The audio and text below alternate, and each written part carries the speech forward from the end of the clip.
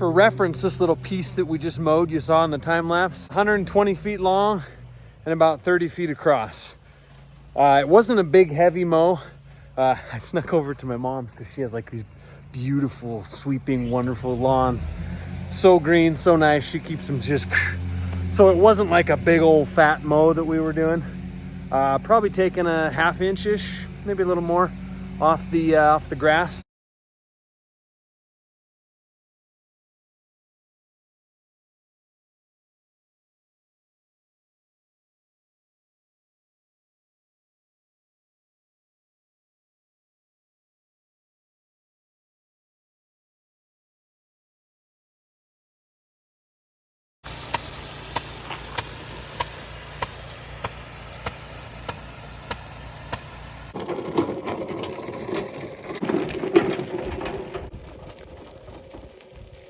Some folks like to walk the dog.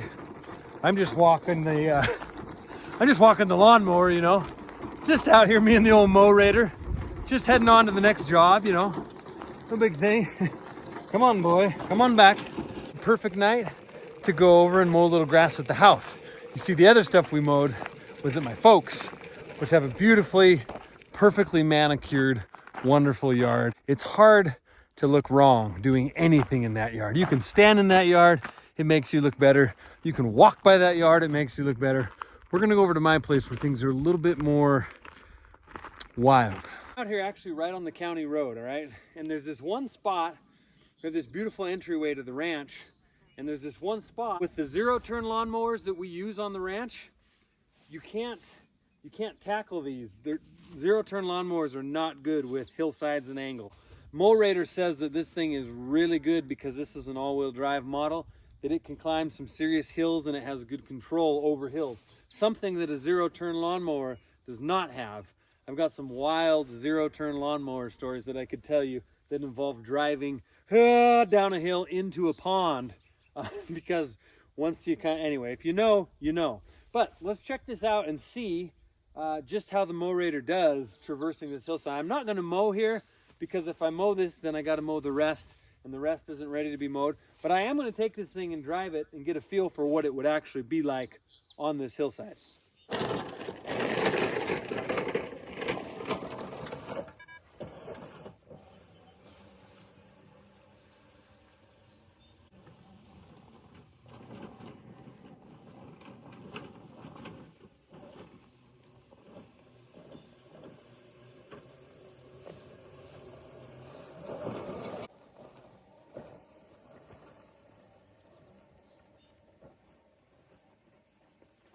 So as it's going along here on the hillside, as far as transversing, and you guys, this is very steep. I don't know how to judge the angle as far as degrees, but it's a very steep. Woo.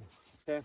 So as I'm transversing this hill, you can see it sliding down the hill towards me, right? I'm probably not going to say that I recommend this thing for going back and forth lengthways across a steep hill.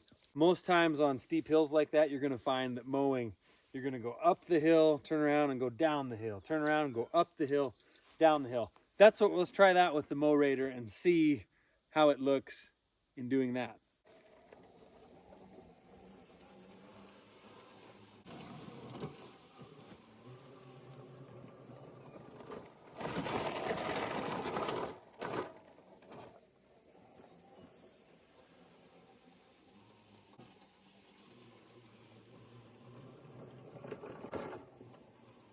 There you have it.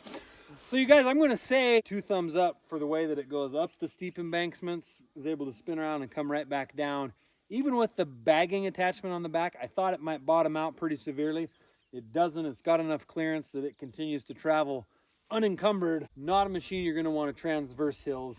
And that's no knock to this machine, because I can tell you very few lawnmowers will transverse the side of this embankment this steep.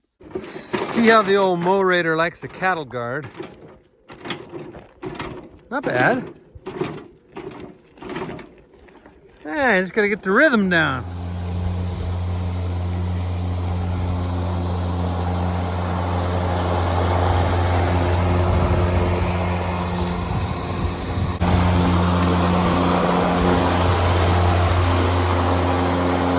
Something about this, on the sides here, they have these guards. See these guards right here? These guards stick out a good, I'm gonna say probably almost 2 inches. See right there? The guards are quite a bit outside of the edge of the deck, all right? So that can cause a little bit of problems as far as going real close along an edge. Do I love that? No, but they did it in terms of trying to protect the deck and keep the wheels kind of as the outside edge of this. There's a bumper stop on the front of this that senses, see I just kicked it there. Let's see if it'll go back. If you bump into anything, watch this. See, the lights are gonna turn red when yeah, just a little, doesn't take much. In fact, you bop it with your hand, lights turn red. So anyway, in this instance, I wanted to kind of mow under the bush a little bit.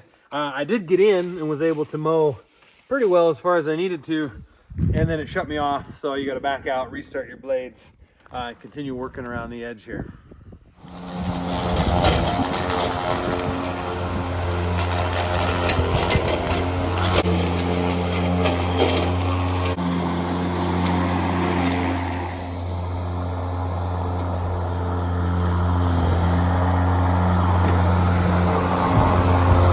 Cool little thing underneath this tree. I can't get in there with the riding mower. The branches of the tree come down too much. So again, that's a great big spot. I don't know if you saw the grass that was long. I missed it last time I mowed with the rider, and I was in a hurry to get back to haying, so I did not weed eat.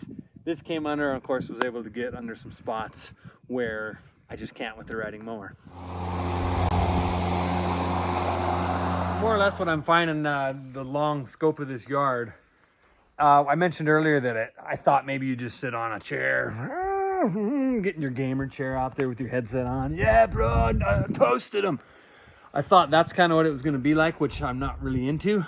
But like in a yard that's this long, I find myself just kind of always about 10 or so feet behind it, following along, looking at the angles. It's actually a pretty engaging process.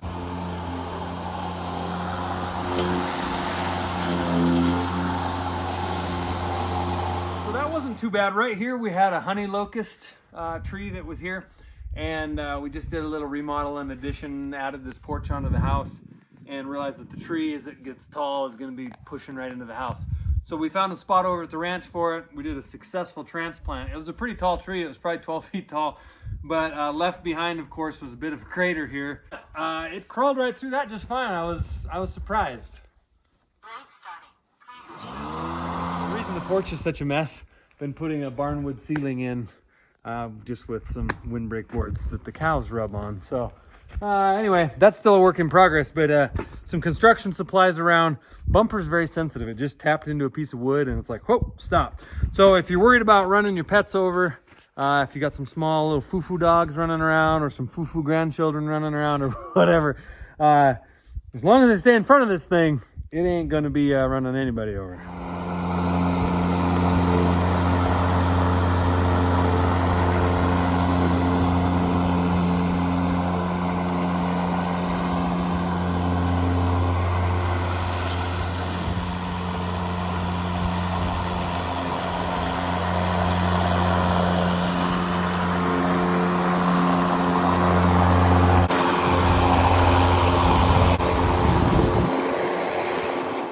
Telling you about a little earlier at the beginning was that it has these guards, right, for protection so that it'll last a long old time.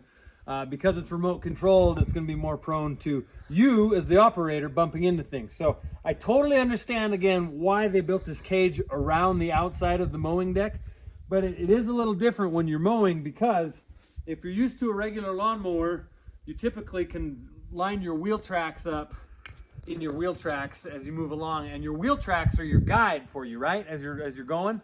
But with this, you have to ride about a tire width inside of your wheel track as you're going down the line. So you watch this. Please ensure safety.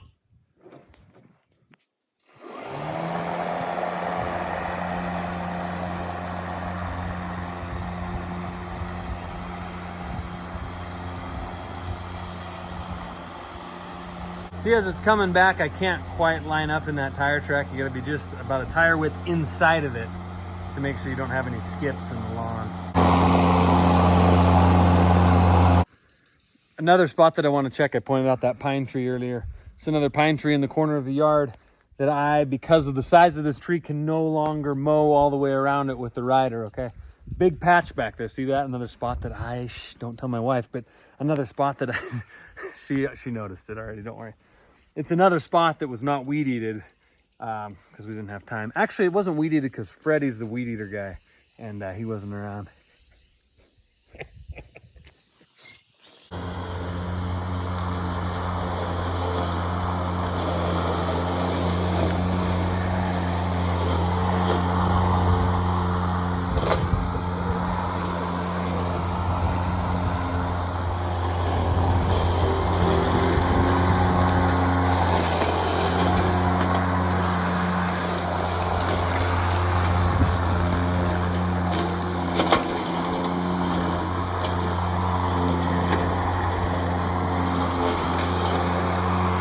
So Mowrator works around the trees pretty well. I've even got some battle wounds there. The nice thing about this guard, I'm realizing, despite having to kind of play with your lines a little bit as you're mowing, you can just put that thing right on the stump of that tree and just slide right around it. Plenty sturdy. You guys, this thing was heavy enough that it was everything I could do to lift it out of the box by myself. I don't know if I mentioned that before.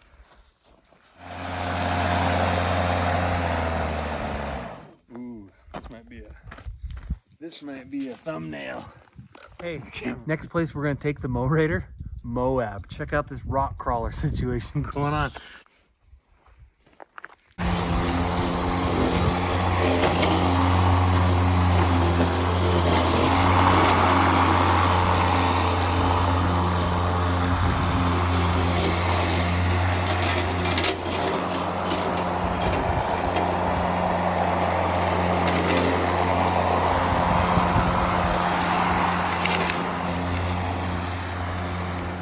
Hey, the last thing that I want to go out and check mowing with this thing as far as capabilities and whatnot go. At our place, we have a unique spot, which is that our yard borders the pasture or the hayfield. And there's always a borderland. We call it the borderlands. Like, don't go out across the borderlands. You'll be lost. We just cut the grass down. So prior to today, the line right here, this was all tall. Of course, you can see we've cut it, we've baled, the hay is gone. But you can see what was left behind. This is actually like crested wheatgrass, some really thick, gnarly stuff. And let's see if it'll do it. The sun's about gone, our light's about gone. Let's do this one last thing.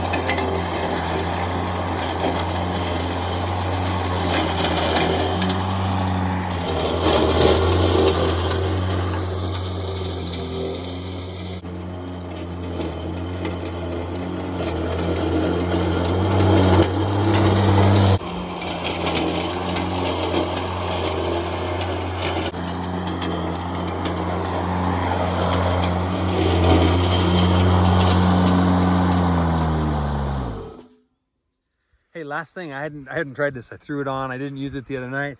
Threw it on before we came over here. The old grass attachment, which is plumb full, by the way. Not only full, perhaps a little over full. Yeah, that's me. All right, well, I'm gonna go dump this out and we'll have a quick chat and I'll let you go on your way. Hey, so the more we walk, the more cool things I figure out other than mowing. This thing has more cool features than just being a mower. Check this out. Say one of the kids gets a hold of the remote. Ha ha ha!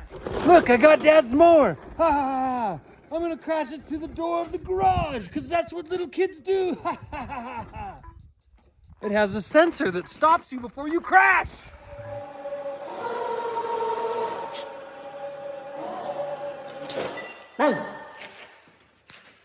Tell you what I'm actually going to do is show you a little bit about this controller. It's surprisingly simple. When I think of a remote control lawnmower, I think of this. It's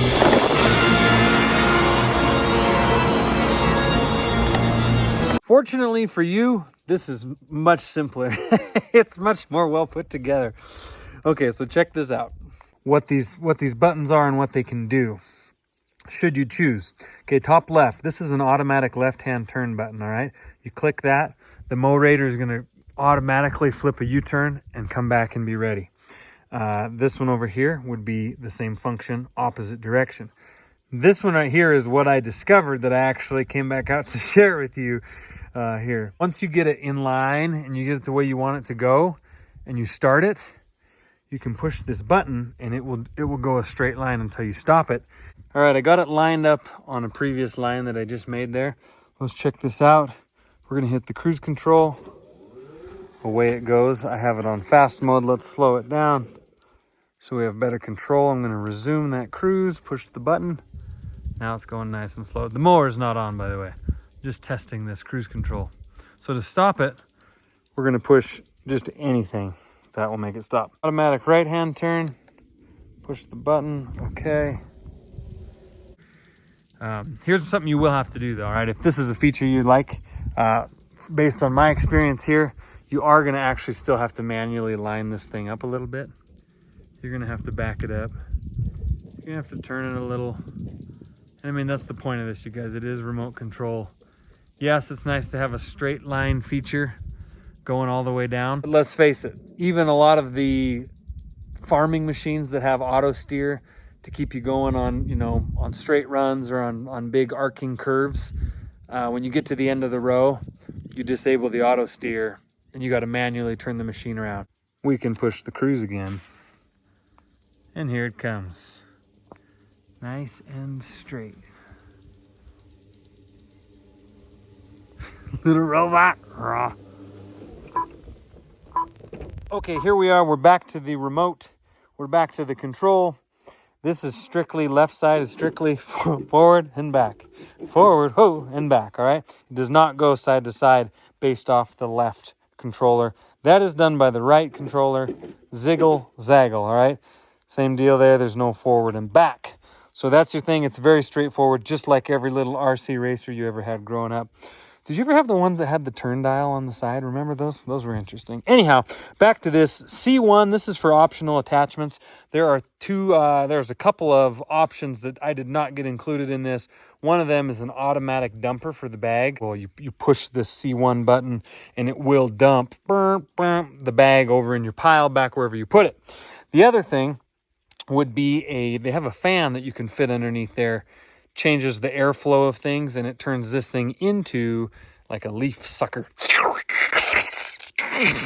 Suck your leaves up, right? All right, so that's what that C1 is for. I don't have either of those attachments, so we will not be using that. C2, this is how you, basically how you clear any faults.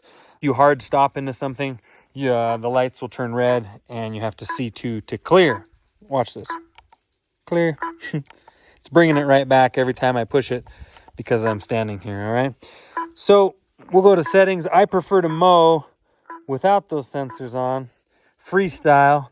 There's also voice playback. That tells you like, this is detected. You should go a different way. Things like that. A little bit annoying. There's me in the reflection. Anyhow, lots of different things. You can go into the advanced stuff. There's tilt sensors, distance detection. So distance detection is if you're getting real close to something, say maybe the edge of the sidewalk in a head-on situation, it'll slow the machine down as you get closer to it. Rear cover sensor, it'll stop the blades when you lift that flap up. Let's see, stabilize mode. Not sure what that is exactly, but it's there. When you turn this on, you can set your pin. You can change that if you want. I set my pin, so it's here. Boy, there's a lot of stuff. Joystick calibration, firmware updates, of course, with any electronics, phones, computers, and robotically controlled lawnmowers. Updates it from time to time, okay? Guys, it gives you a little action here, what's going on. When you turn your blades on, it will talk to you. Let's check this out. I'm gonna do this one-handed. Turn the blades on. Blade starting. Please ensure safety. And then you gotta confirm that. Push start. Here they go. And then down across the bottom here, this is an emergency stop for anything. You push that, boop, remote control stop button, right? And we've got We've got smart mode and manual mode, whichever you prefer. Then we have speed, right? Turtle up to rabbit. So when we're riding this from the ranch way over there, we're going rabbit style. Rabbit. And then there is a charge port, of course, a C-style charge port, as this is a rechargeable controller. Again, this is a 21-inch lawnmower, right? It's got a 21-inch wide blade. Now, I got to tell you, and I mentioned it earlier in the video, I'm going to repeat it. This is something that I love about this machine, you guys. It is metal. It is metal. It is tough. It is strong. Good quality welds made on this thing. Tubular metal. The mower deck itself is metal. Your motor that runs your blades. This blew me away. This is not what I was expecting. I completely, totally expected a plastic machine. There's some other electric lawnmowers out on the market, and they're made out of plastic. So you can see how strong I am. This thing's almost 120 pounds, 125 pounds with the battery in it. There it is. Just very clean, clear, basic situation going on. I like this. I really like that. Blades easy to swap, easy to change. Hole up there, you know what that's for? That is to clean with water. Hang on, we're going down. Right here is a port. You can put a quick connect on the end of your hose. A great feature just to keep things clean and tidy. Because when you have a machine that looks like the Mars Rover, you got to take care of it, right? Hey, the other thing you're not going to find on a push mower is a front axle that that can travel, okay? This can come up. See that? Let's check this out. I'm going to show you in terms of firing this thing up or charging it up. So you hold this down, it counts down. 1, 2, 3, 4. Boom, shuts off, okay? Here is the battery. That is the connect, okay? Look at that cable, good and sturdy. We'll set that there. Battery would come out after I unlock it, of course. Battery comes out, and that is the battery, okay? 18 amp hour battery. That is why this thing will mow and mow and mow. And look at that, they put a cooling fan underneath the battery. Heat is a big deal with batteries, right? When they're working hard, and you want to keep that heat away for the safety of everything and the longevity of a battery. Keep it cool. See there, 56 volt, 18 amp hours. Good deal. Lithium iron phosphate battery, which is good. That's what you want. So anyway, that's how you would charge it. You don't have to necessarily pull it out, but pull it out, stick it over with the charger. Charger's just the same. It's a wall charger. Charges up pretty rapidly, hour and a half, I believe. This came already mostly charged. I topped it off, so I can't tell you from totally dead what it takes, but that's that. This is just your basic stuff. This is like old lawnmower tech, right? Just good old standard. Comes off very easily. It's just those two hooks that hook down there. By there, I mean there. Then you're back on. So if you are looking to not bag your grass, you pull the bagger off. There's an insert that I don't have out here with me that you stick in there, plugs that up. When the insert's in, it turns it into mulching mode where it really chops up your grass into little fines. If you take that out and leave this flap down, you're going to get your clippings coming out the back, right? All right, really the last feature here to show you is the adjustable height. This thing, it's hard even with one hand, because I mean, it's that legit. It's a big, I mean, when it goes down, it goes down. It does have a bit of a spring assist in there. You can see that over there. Little spring assist to help kind of get you up, but you've got 5 settings. One being extremely low. I don't recommend. Of course, in selecting your height, remember that the more length of blade that you're cutting, the more juice that you're going to use. These babies are emergency stops for the chassis. If you got into some bind, runaway situation, bam, slap them, hit one or the other, and that's going to be your emergency stop. That was fun, you guys. I had a good time. I enjoyed that. Who's not going to enjoy getting to play with the giant robotic lawnmower, okay? And I didn't even have to get shrunk like the kids on Honey, I Shrunk the Kids to get to experience a Rick Moranis style remote control lawnmower. A machine like this is not cheap, okay? It's expensive. Now, when it comes to marketing things, especially electric powered things, there's always this push to want to let people know you're going to save money, you're going to save maintenance, all that. That's a big push. I'll be honest, that's not really, when I get something that's electric, that's not why I buy something electric. It has nothing to do with thinking that it's going to save me time and money, because to every one side of an argument, there's another side. Someone's going to say, you know, the oil and gas savings and not having to tune things up and maintain an engine. But on the flip side, you still have electric components. So all machines do have maintenance. Nothing is truly maintenance free. The reason that I use, and a lot of you use, electric powered tools or things in your life is for the convenience. I'll give you a great example. I remember when I was young, growing up, using corded drills in the shop. You're running extension cords everywhere. I remember in the shop growing up using corded trouble lights where they had the little wire cage with the light bulb inside of them. You know what I'm talking about? And a hook. And you'd have to hook those things onto the hood of your truck or wedge them up underneath while you're crawling under a pickup or a semi, and you'd have just this little light bulb, and that was your light. We replaced those with LED rechargeable flashlights, you know, that you use in the shop. Completely out of convenience, has nothing to do with trying to save money in those regards. You're no longer having to drag extension cords across the shop. You can grab a big old battery pack, stick it in a cordless drill, and go over and drill and tackle some big projects. It's amazing the tools that they're coming out with, these electric tools, right, that are cordless. So that's my opinion. I wouldn't get something like this. I wouldn't get cordless anythings, battery powered anythings, because I feel like it's going to save me a bunch of cash. I get those things because they can provide a greater level of convenience or opportunity in my life or in my trade. Something like this, it can provide you convenience, all right? You may be getting to a point in your life where it's hard to push a lawnmower back and forth. They do make kind of self-propelled lawnmowers, but you are still having to get out there and walk and go. And if that's something you're having trouble with, something like this is going to give you a different option. You're still going to get out. You're still going to move around with this thing some, but it's not going to require the level of physicality that you're used to in a push mower. Well, let's talk about the elephant in the room. This product is made in China, okay? Now, being here, we might as well be honest about this.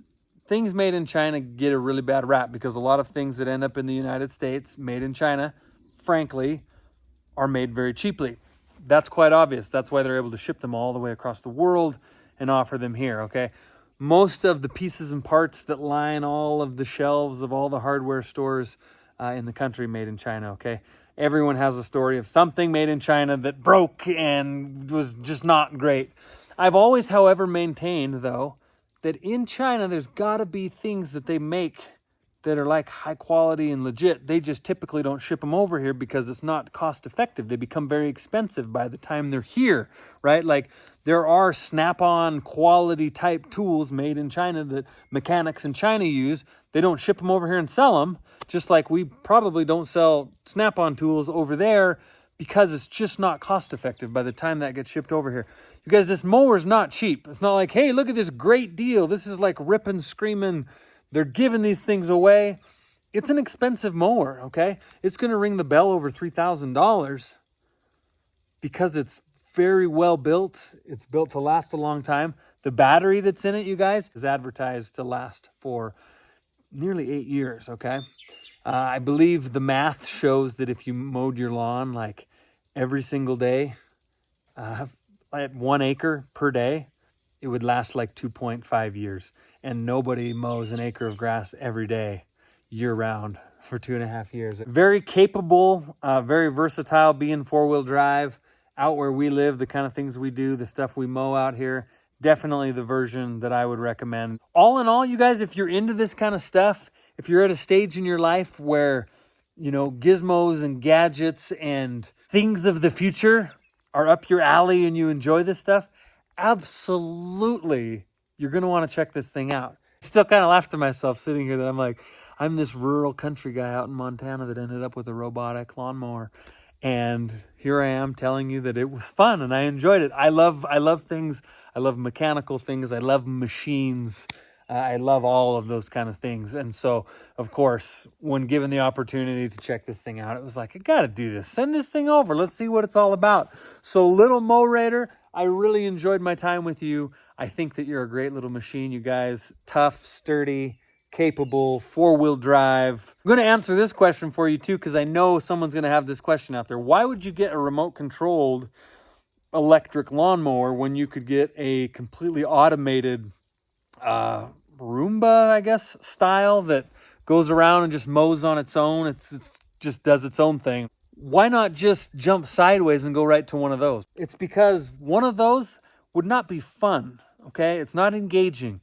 This is fun and engaging. You still get out, you're still in your lawn. You guys, let's face it, lawn care, I don't care if you're a man, you're a woman, maybe if you're a child, you don't enjoy doing yard work, but it is such a source of pride and it's cathartic and it just gives you a chance to relax. You've been working all day on something else. You come home, turn the sprinkler on, mow the lawn, whatever it may be.